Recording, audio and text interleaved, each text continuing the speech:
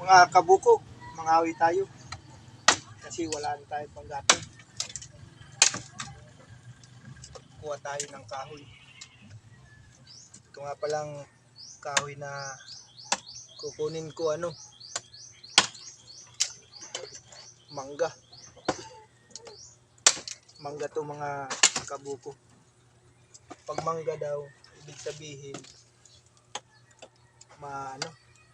madalit. Madalit ang mangga.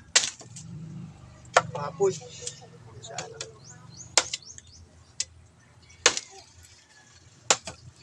may extra. Nag-extra.